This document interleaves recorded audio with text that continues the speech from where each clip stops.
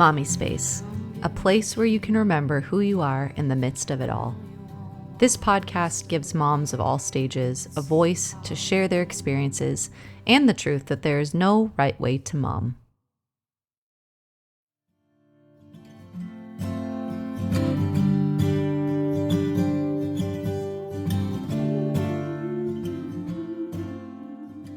Welcome back to Mommy Space. This is Bree, and today I'm here with Kelsey Delane. Kelsey, welcome to the show.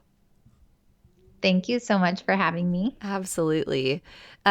We actually got connected through Instagram, which is a very happy thing because I don't have many of those connections yet, but I was just so inspired by your Instagram and what you do, specifically revolving around yoga, your mindfulness, and the way that you take care of your body and talk about health. So I was just really excited to connect with you and share your story on the podcast. But before we kind of dive in, would you mind just sharing a little bit about yourself, where you guys are located, and a little bit about your family?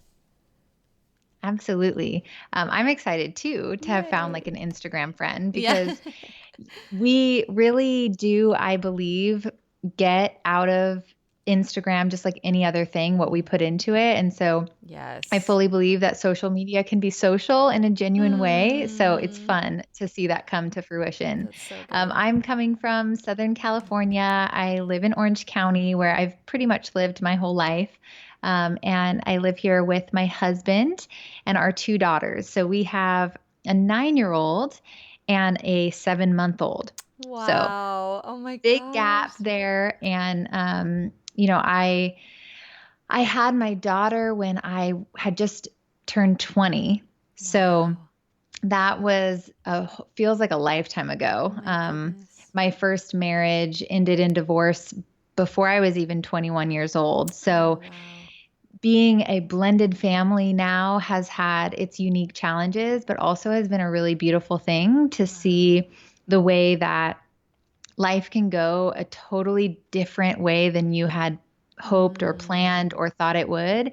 And then to witness the ways that it shapes you and provides mm. gifts that wouldn't have otherwise been possible. So we really enjoy our little eclectic family. And we've got a puggle named Cooper who keeps things Hmm. exciting too. So yeah, that's a little bit about me. Wow, that's great. Yeah, I know. I love that you have that dynamic within your family. I think that adds so much. And I know that there are other people that can totally relate to that kind of story too. So that's why I'm excited to kind of dive in a little bit more. So yeah, would you mind just sharing a little bit about, if you're willing to go as deep as you want, or, it's Yeah. totally up to you. But the story of your journey into motherhood, what that looked like for you, and then what it's looked like for you now, just with that gap and everything. Yeah, so I was 19 years old. I was unmarried and not planning on becoming a mother. And when I found out I was pregnant, I really wrestled, to be honest, Yeah. with just how to proceed. And I remember having a conversation with my parents. I was raised really religiously, Mm. to the point where it was kind of scarring. The Mm. context, the church culture that we were a part of was really, really intense indoctrination, to the point Wow. where I resonate with people that grew up in cults and have kind of some religious trauma. So Wow.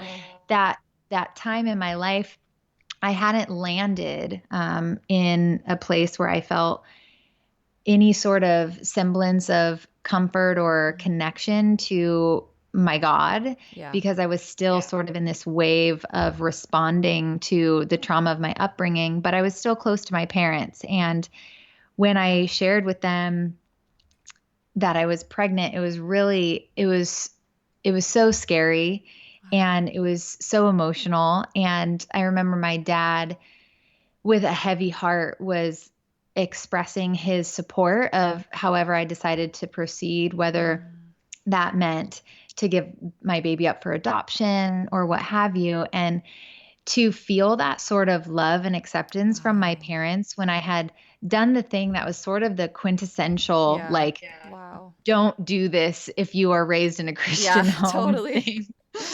Um, And I had always been the good daughter. I'm one of two. I'm the youngest. And I had sort of been the one that was obedient and compliant. And I was really involved in the church that we grew up in, whereas my sister wasn't. She was overtly rebellious and didn't buy into any of the dogma that we Mm, were raised with. And so it was almost ironic that I was the one that was wow. coming to them with this issue. And so, anyway, I got to do some serious soul searching at that point. And my boyfriend at the time, we went and we had our first ultrasound, and seeing the look of terror on his face was enough for me to realize that however I decided to move forward, I needed to be aware that I might be moving forward solo. And Wow. Oh my that gosh. was something I took into account, that I didn't know what would happen to our relationship. And when I saw the heartbeat on the monitor of that ultrasound, I just felt this deep knowing and this comfort, this peace that was Yeah. super profound, where I understood that life is miraculous Mm, and this life had been gifted to me. And women miscarry all the time. Women struggle to yeah. conceive. And here I was with this gift Wow. of a life inside of me. And I trusted that if it came to gestation, like if I birthed this human, that it was somehow meant to be. Wow.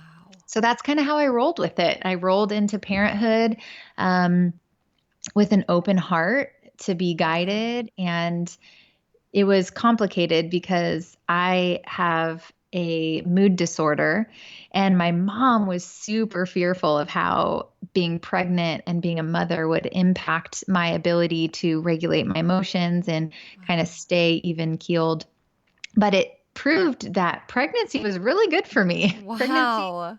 was a really calm experience for me personally. And Wow. so it was a beautiful thing. I had already established a yoga practice by that point. Mm, So I continued with yoga, and that was sort of my spiritual practice. It was the way that wow. I communed with my body, it was the way that I communed with the creative force of the Yeah. universe. I wasn't quite sure what to Yeah. call it at that point, but it was really Wow. empowering to feel so connected to my body and to my Mm, baby during my pregnancy through my practice. And then I had a great experience of birth, which wow. was shocking to my mom, because literally the only thing she told me about what to expect with birth was, you're gonna think you're gonna die and it's the worst experience ever. Oh my gosh. Oh no. So that was my coaching. Wow. Wow. But because I had at that point been practicing yoga for Yeah. a few years, I had a breath practice, and I had a means of using mantra or affirmations to Mm, kind of center myself. yes. So there's a picture of me in labor, and I'm having a contraction, and I'm laughing because my mom is breathing into a brown bag. I'm like, No way. okay, mom. Oh Wow. my gosh. That's hilarious. So Wow. so yeah, that was really a pleasant experience. And I've heard a quote from a woman that I've been doing prenatal yoga training, Jessica Jennings. And she says that if pregnancy doesn't teach you that you're not in control, then birth will. Yeah. No And kidding. right. Wow. And then if birth doesn't teach you that, then Mm, motherhood will. And for yeah. me, pregnancy and birth didn't quite do it, but it was postpartum that like Mm, really, really wiped me out, mm, and I wasn't expecting. wow. So that was the challenging part for me. I know every mom's story is different, but Yeah. I felt so isolated. Oh, I got married. So I got married during that pregnancy Okay, part. okay. So Oh we got man. married, and we were two children that had absolutely no idea what we were doing. Mm, And it was really rocky. I was sleep deprived. I was isolated because we moved to another city far away from my network. wow. Um, and my husband started using. And so I was at a Oh home man. with a man that I was learning was addicted to drugs. And Wow. so it was a really dark, scary time. And I didn't even have my wits about me because, as you know, Mm, postpartum is an intense whirlwind of yeah. hormonal shifts and physical healing, emotional processing. There's so much happening at Yeah. once. And I didn't even know to ask for help. So I was Mm, doing it on my own. I wow. didn't have the support of my husband because he was just sort of floundering himself. Wow. And my friends were all 19, 20 years old. They had no idea that I Right. was drowning. Oh my Um, gosh. and my mom had a really positive experience of postpartum, whereas, she struggled with the pregnancy and the birth, but for her, postpartum was blissful. And so she Wow. didn't realize that I was struggling and I didn't have the words to speak it. So that was a rough that was a rough introduction to motherhood. And I literally thought to myself, this is the worst experience Oh ever. Like, man. how is the world populated? What? Because No, women yeah. Oh my could gosh. do this a I second time. can't imagine. Wow. So luckily I found a group of other moms. They were a good decade older than me, but they welcomed me in and I felt like Wow. the young gun that didn't know what she was doing, but now I know none of us know what we're doing. So it's fine. That's so Um, true. and I really had some moments that brought me to my knees in that Mm, postpartum time and in that marriage where I I just dug deep and went to the places inside myself that I had kind of shut off up until then because mm, of my upbringing. And I realized that I was on my knees. I couldn't do this on my own. I was confused and I didn't know where to turn. And luckily, thankfully, I felt that voice again. I felt that mm. connection to what I call God. I know Yeah. other people have other language around Sure, it. sure. My relationship with God really has been what's seen me through Wow. motherhood. And it was this moment in the middle of the night, I drove to a park and I was just completely at the end of my rope. And I knew like, I don't know what to do and I can't do this on my own. And I felt that same overwhelming peace that I felt when I saw the Mm, heartbeat of my daughter. I wow. felt this knowing that if I just put one foot in front of the other, I would be guided. And Mm, that's been the way that I mother. It's just, okay, God, wow. one foot in front of the other, Yeah. and the path just unfolds in front of me. And so I ended up getting a divorce from that first husband and he wasn't in the picture for quite some time. So I was a single mom, moved back in with my parents. Wow. I did the whole deal, food stamps, cash aid, went Wow. and got secondhand clothing to go on job interviews. So my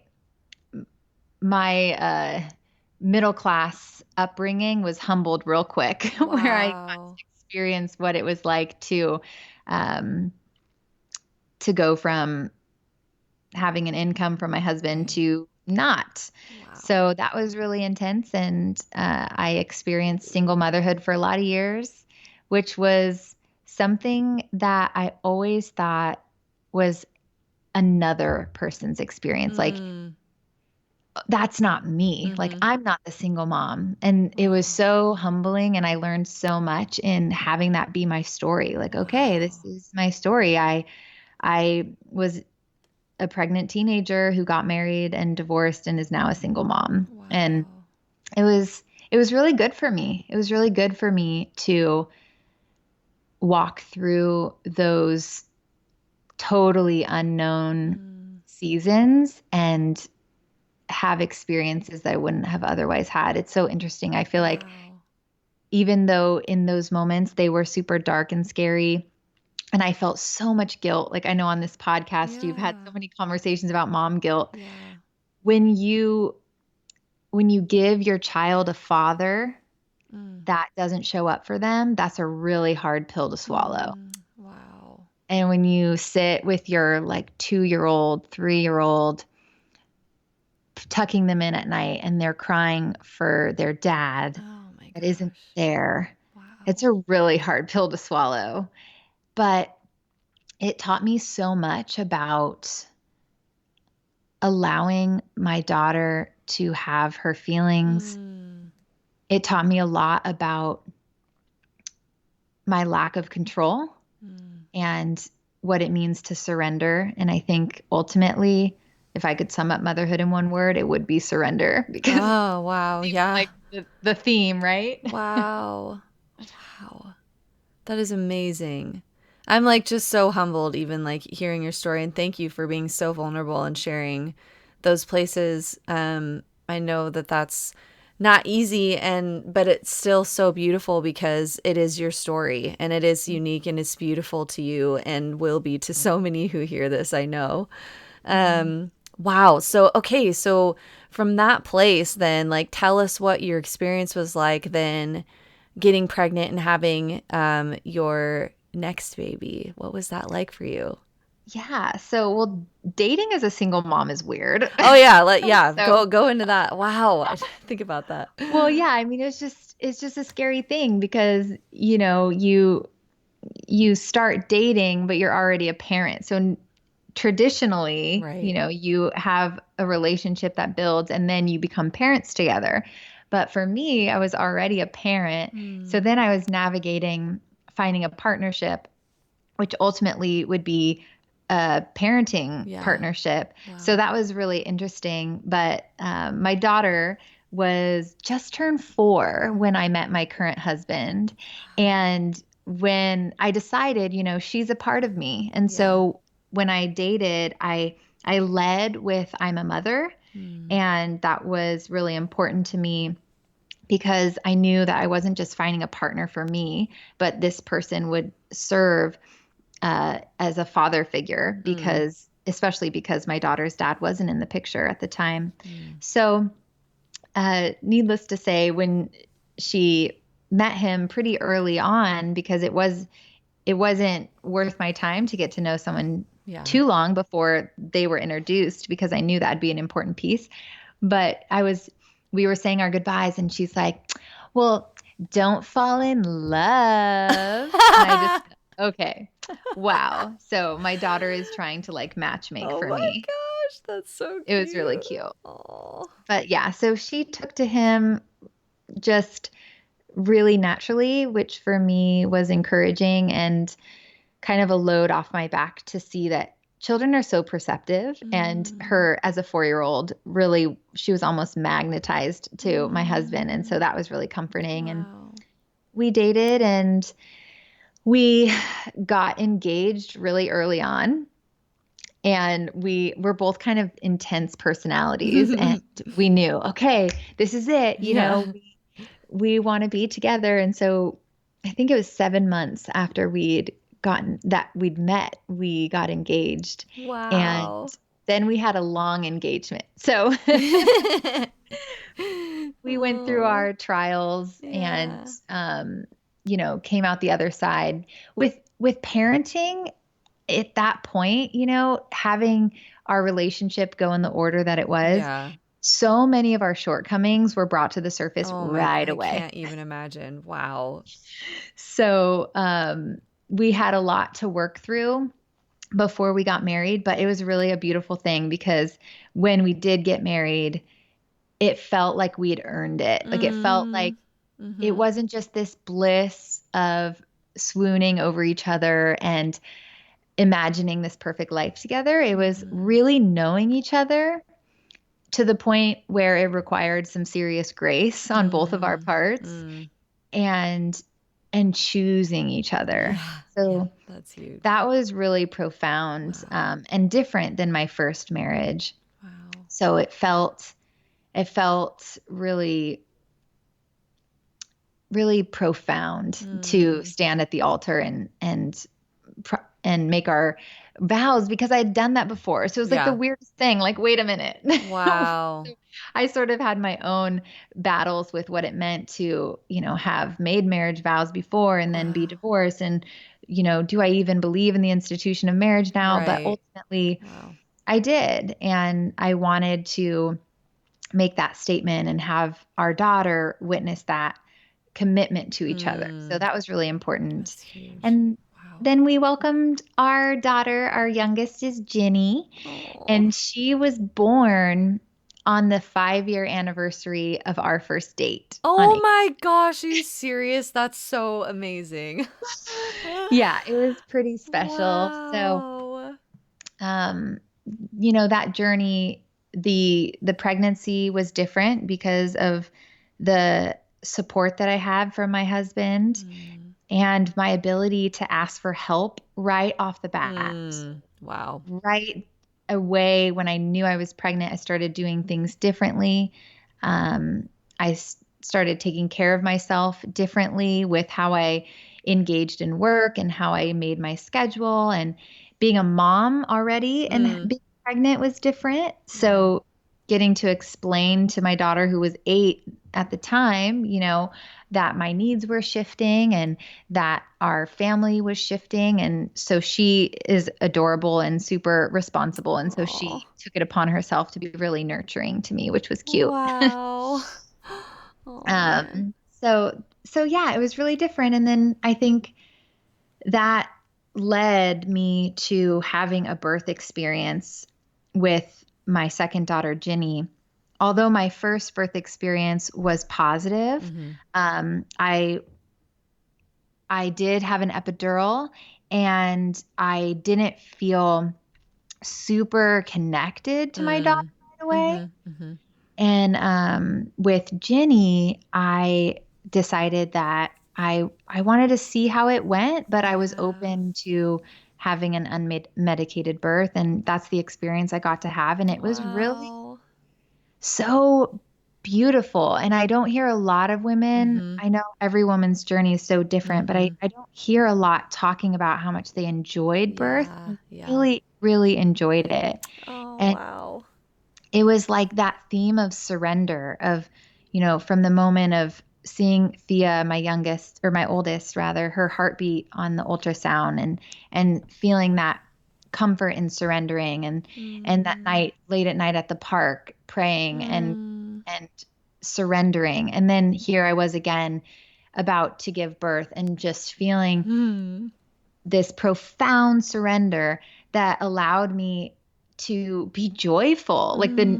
the nursing staff was laughing because they would Oh. come in and they're like, "Why are you laughing? Why are you having so much fun? Like Oh. my body is doing such a wonderful job. Thank you, body." And I was Oh like my kind of caressing gosh. my own arms because I was just in I awe of love the that. process. Wow. Oh It was my beautiful. gosh, that's so amazing. Oh, it just makes me want to cry because like you're right, there isn't enough um I think like talk around birth. I don't know. I going into my pregnancy and birth, I remember thinking like, oh, for sure I'm getting epidural. Like my whole life, I'm like, oh yeah, that's what my mom did. That's what I'm gonna Mhm. do. And I have nothing against that. I totally understand the purpose of that, and I think it's good in a lot of situations. But Mhm.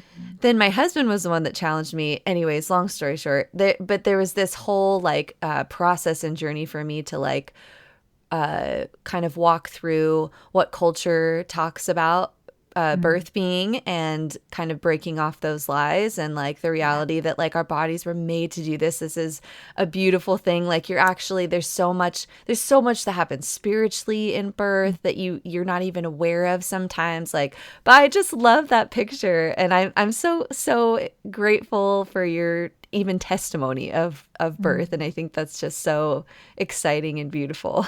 Mhm. Oh, that's so Yeah, cool. I'm really passionate about opening the dialogue, opening women's hearts and minds to the idea of birth being really positive Mm, and something that isn't to be feared, something yeah. that can be an awakening for the mom herself, something that can connect her to her own strength and a strength that Mm, far surpasses her own strength, mm, and something that gives her a new respect and appreciation for her body mm. and a trust in the way that things unfold, because we have no control over how our birth goes. Yep. And you can have all the plans in the world. I mean, Yep. ultimately with Ginny, I had envisioned a home birth, but she was measuring really small and there was some funky things with my placenta. And so they let me know that I wouldn't be eligible for a home birth. And then the birth centers weren't confident in taking me as a Mm, client either because of how she was measuring. So I was getting regular stress tests about twice a week towards the end. So that could be a really scary thing sure. for especially if it's someone's first pregnancy and you just don't Right. know what to expect. And but what was interesting is I found myself responding to everything really peacefully. And Mm, it was wow. like all the years of practice, all the years of turning things over to God that were scary, Mm, and all the years of using my breath to calm my body, and mm. all the years of surrendering to the unknown with parenting had prepared me for responding to each step of the way, Wow. just saying, okay, and Wow. taking it as it came. And so That's it, amazing. yeah, it felt like a gift for me to be able to have that experience. So I'm super grateful for it. Mm, that's so cool. Wow. Okay, so yeah, I want to ask you more about obviously your experience with yoga and training and all of that. So cuz I know that that probably played a huge part in your experience, just as you're talking about you using your breath and everything, and I'm all about this and want to talk about this more. Huh? So why don't you go ahead and share a little bit about um, some of your passions in life? What other things that bring you joy and that fuel that you feel may like being a mom may be fueling those things? Like what does that look like for you? Well, I think my greatest passion comes from the aha moment in my life where I realized that I'm not my mind. Mm, So, wow. growing up and experiencing chronic anxiety and depression and feeling so frozen and overwhelmed with those experiences, through my yoga practice, I came to understand that the thoughts that I was experiencing weren't me. Mm, And so I started to have a different understanding of my own inner world. And it really freed me because if I'm not my mind, mm-hmm. if I'm just the thinker of my thoughts, then I can bear witness to them Mm, without being swallowed up by the storm. wow. So I could have anxious thoughts and just watch them and Mm, make some space between who I am, my wow. spirit, my soul, whatever that part of me is, whatever language you want to use for Yeah. that deeper part of you. So I could create some space, and that meant that I could have an uncomfortable experience, even something as tangible as holding a yoga pose. I could Mm, hold a yoga pose for a long time and be uncomfortable mm-hmm. and notice the thoughts that I was having about it, like, oh, this is uncomfortable. I don't want Mm, to be in this. I don't think I can do it, whatever thoughts.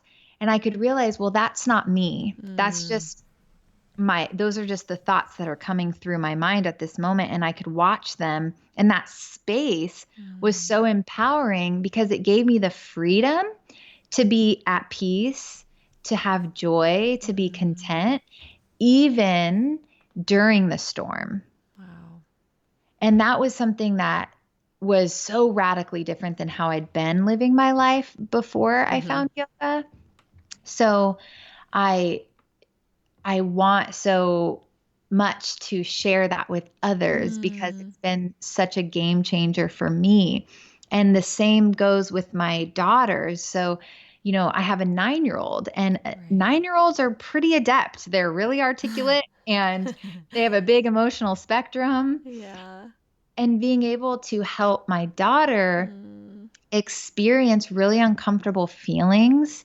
She can be Wow. sad, she can be angry, she can be hurt, and I can help her walk through those feelings, let those feelings arise, Mhm. notice them, honor them, give them space, Mhm. and then watch how they dissipate. Watch how they move through and then they're gone. They're not permanent. Wow. That's so good. It's right? It's Wow. amazing. Yes. And kids are capable. Yep. Like they really are. Totally.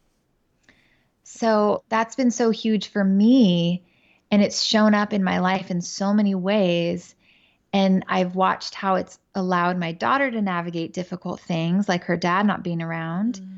Mm. And so for me, my yoga practice, for a lot of students, a lot of teachers at face value, yoga is a physical practice because Mhm. we use our body to make shapes. Mhm. But ultimately, the poses of yoga, they're just a tool. Mm. They're just a means of connecting inward. That's good.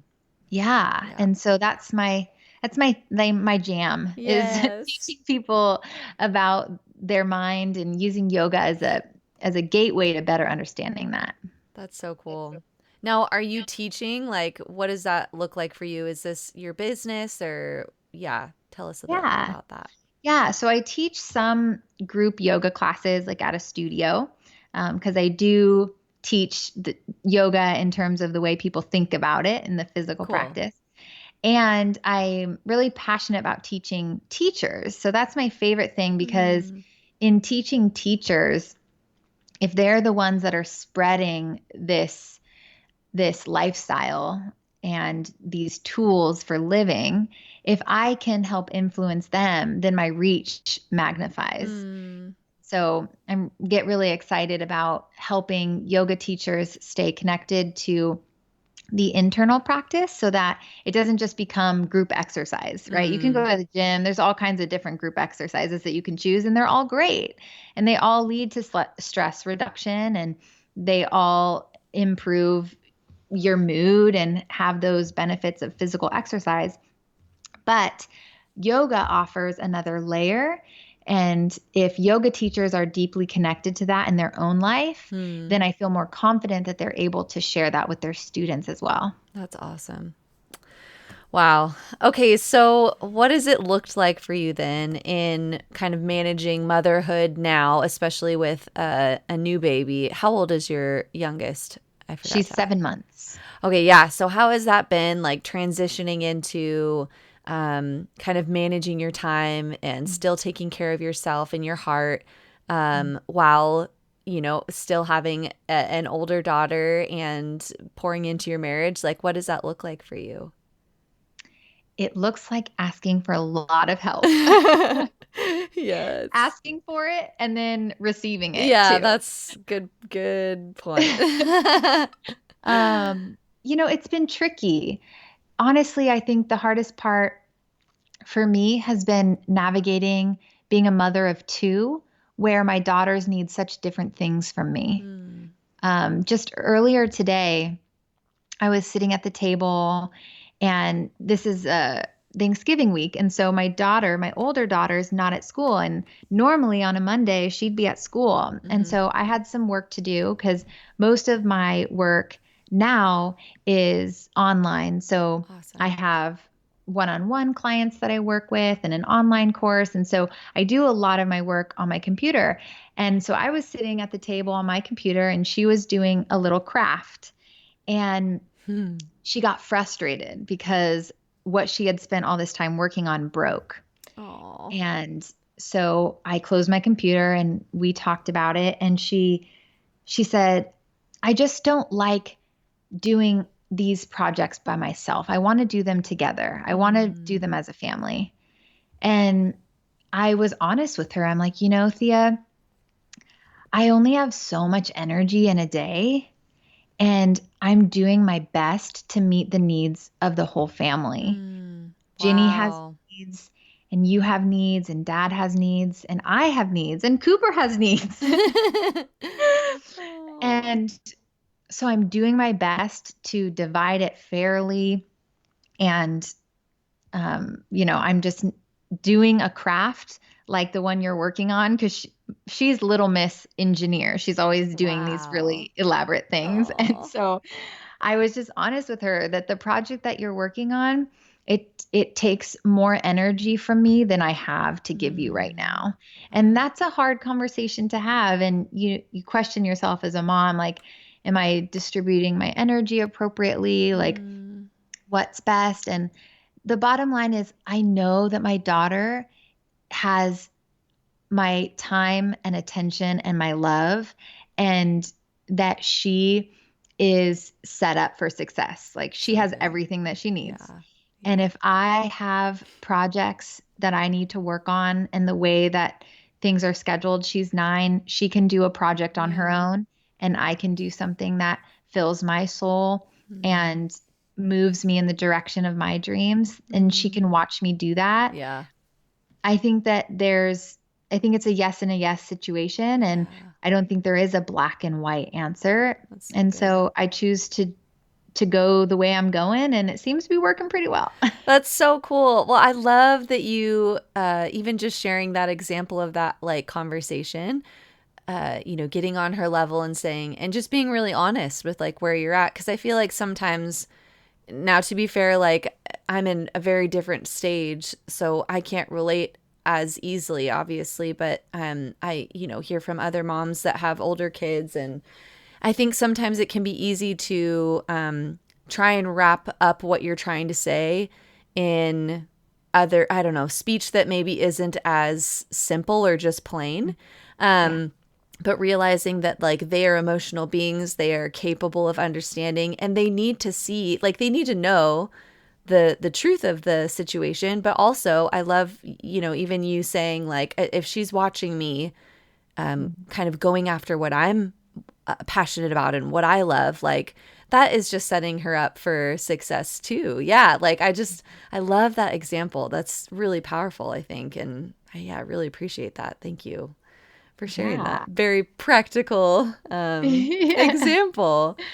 That's Yeah, great. and it's so evolutionary because I have a 9-year-old and then I have a 7-month-old. So my Sure. 7-month-old was sleeping, so it's like, okay, I'm taking advantage of this, right? Totally, But totally. luckily, and I think largely because of these conversations I've always had with my oldest, according to what she could understand, of course, she expresses what she needs to me. And Mm, I think a that's few months beautiful.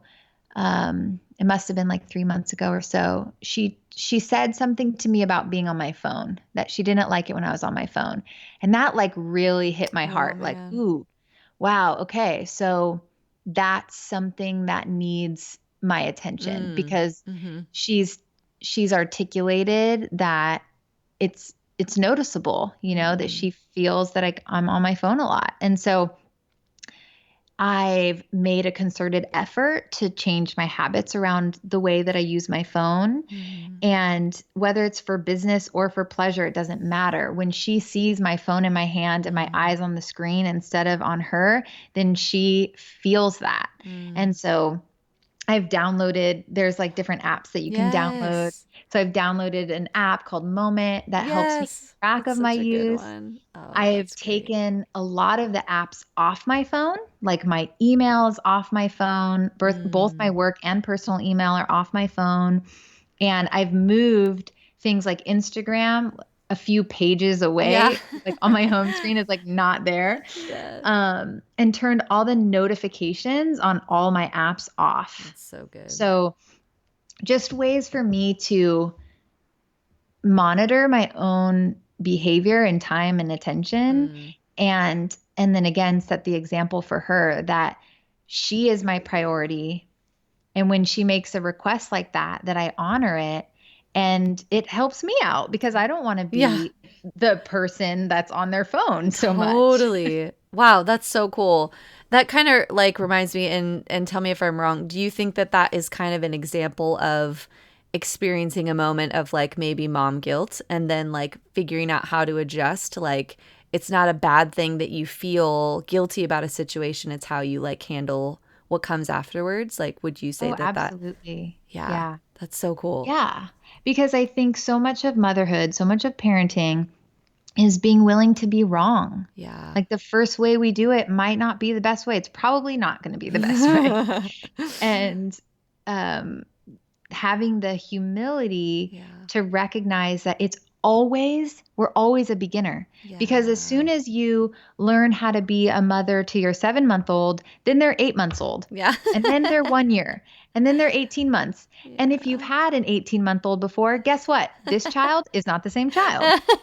Yeah, So totally. you're always a beginner, and we wouldn't put pressure on our children or someone who's trying something for the first time. We wouldn't expect them to get it right all the time. Mm, So I that's have a lot great. of grace for myself because I know first and foremost that my intention, where I'm coming from in my heart as a mother, Mm. is to show up with tons of love, unconditional Mm. love for my girls. And so when I make mistakes, it's easier to be gracious because Mm. I know that they're my priority and I don't expect myself to do it perfectly. That's so good. Yeah, I remember, I think that was one of the most impacting things that I heard my dad say to me is like, I've never been a father to a 13-year-old before. And it just gave me So good. some good perspective, like, oh, okay, like I can see you as a human now, like but that's so good. I love that. Yeah. Okay, so I also really love to talk about legacy, and just what that means to each mom. Like, what is it that comes to mind when you hear that word? And what is it that you want to leave to your kids? I love this question.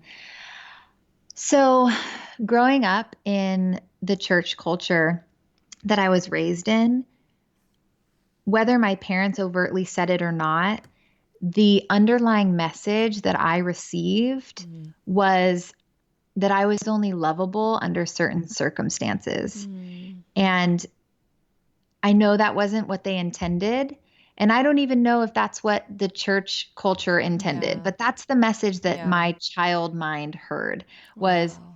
only if I am righteous, only if I Wow. do the right thing, then I'm connected with God. But if I make a wrong step, then I'm unlovable and I am Mm. disconnected from God and all of these things. And so Wow. that felt like a lot of pressure and something that Yeah. was impossible to do. No kidding. Um, Wow. and so I think my legacy, when it comes to my girls, when it comes to my husband, when it comes to my students, the people I interact with, my hope is that I leave people with the sense of their lovability, that Mm. they don't have to earn it, that they can't do anything to separate themselves from my love, Hmm. because that's the experience that I've had. That's my understanding in my Yeah. relationship with God is even when I got pregnant at 19, Yeah. even when That's right. I made the decision to get a divorce, Yep. when that felt so wrong, Yeah. but I knew it was the best thing for Yeah. me and my daughter. I I know that I was lovable that whole time. So even when there were times where I didn't feel lovable Yeah. and I hid because of my own shame, I was lovable and I could Yes. have been sitting in the glow and the freedom of being loved the whole time. Mm. And so I Wow. hope for my girls that they understand that there's nothing that could Mm. make me love them any more or any less, Yeah. and that they don't Wow. have to earn it. And I hope that that's the lingering feeling that I give anybody that I interact with, is Yeah. just this sense of compassion, of knowing my frailties Mm. and knowing that we're all doing the best we can with what we've Yeah. got, Yeah. and just a sense of grace towards each Mm. other. Oh, that's so good. Wow. I love that. Mm. Oh man, I feel like we could keep going. I've so It's so fun. enjoyed this. Before I kind of wrap up with these last questions, just share with us like where we can find you online, because I know you mentioned that you take clients or whatever. I'm not sure all that you give, but I'm sure that Yeah. we will have people that would be interested in connecting with you. So if you're willing, would you share with us where Yeah, we can find you?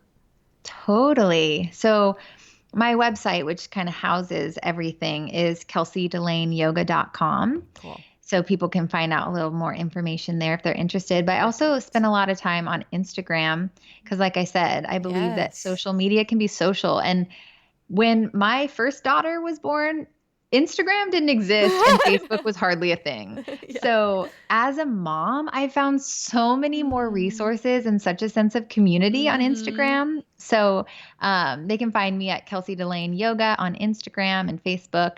So, I Perfect. love finding other people that are on similar journeys or very different journeys and learning Yeah. from each other and honoring each other's stories. I love So, that. I'd love to keep connecting. Yay. Okay, perfect. Well, and I'll add all these links in the show notes for those of you who are interested, but I just wanted to have you give a little shout out real quick. Okay, that's Mhm. perfect. Thanks.